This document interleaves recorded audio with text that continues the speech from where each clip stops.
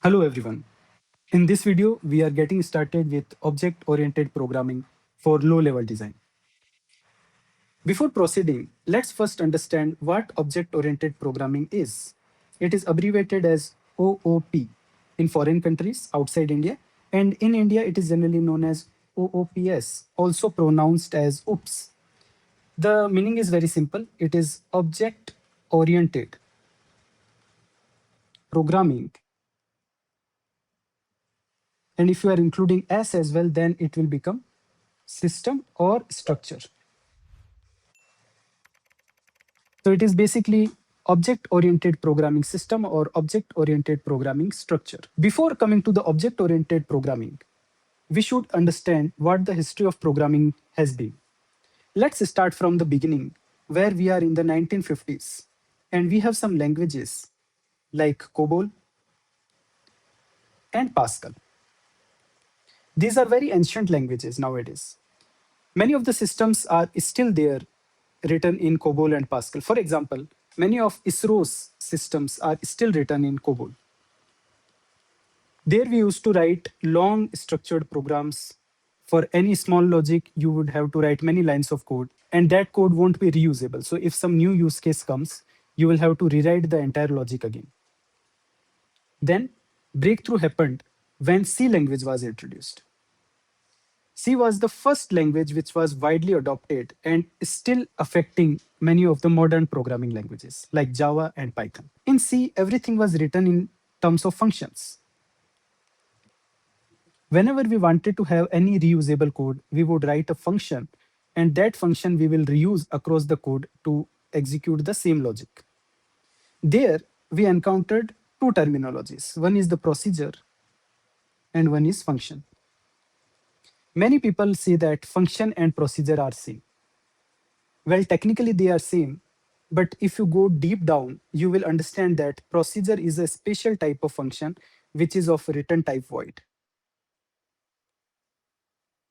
So for example, if I write a simple C program, which is hash include stdio.h, I am including the standard input output header, and then I am writing the main method.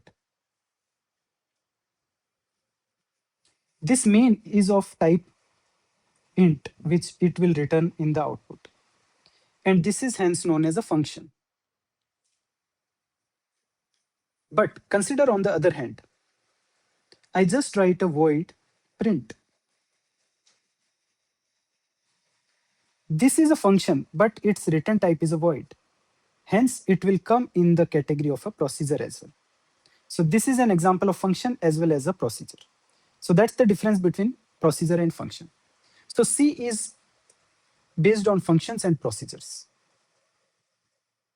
But as the software engineering evolved and lot of new use cases started coming, the world around has changed.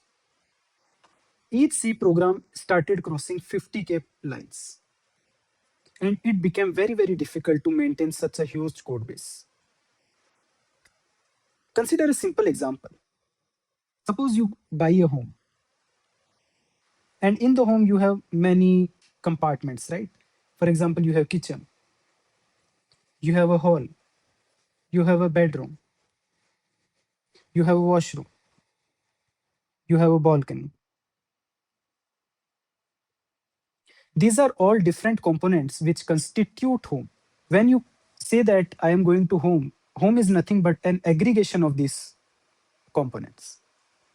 So these all components or chunks create the whole system. So breaking down a big system into chunks is known as modularity. When we say that we have a modular kitchen, that means it is not only modern, but all the systems are arranged in a way that maximizes the efficiency. Now, after this paradigm, so this is known as procedural paradigm. And one of the most prominent example is C language. After that, when we started seeing issues, two new paradigms emerged. One is the object-oriented paradigm, and one is the functional paradigm. Let's first take a look at the functional paradigm. In functional paradigm, for example, Haskell, you would see that you could pass a function as a parameter to another function. Nowadays, in object-oriented programming languages like Java and Python, we have lambda expressions where we can pass a function expression to another functions. And this concept has been borrowed from languages like Haskell, which is coming in the functional paradigm. So that's about the functional paradigm. Our objective of this series will be to cover the object-oriented programming. One of the prominent example of object-oriented programming is Java. Others can be C++, Python. Object-oriented programming actually started when in 1975, a language called Smalltalk emerged. This was the first object-oriented programming language. Even Java, which we call as object-oriented programming, is not 100% object-oriented programming. And this is one of the most important interview questions, which says that why Java is not 100% object-oriented programming language.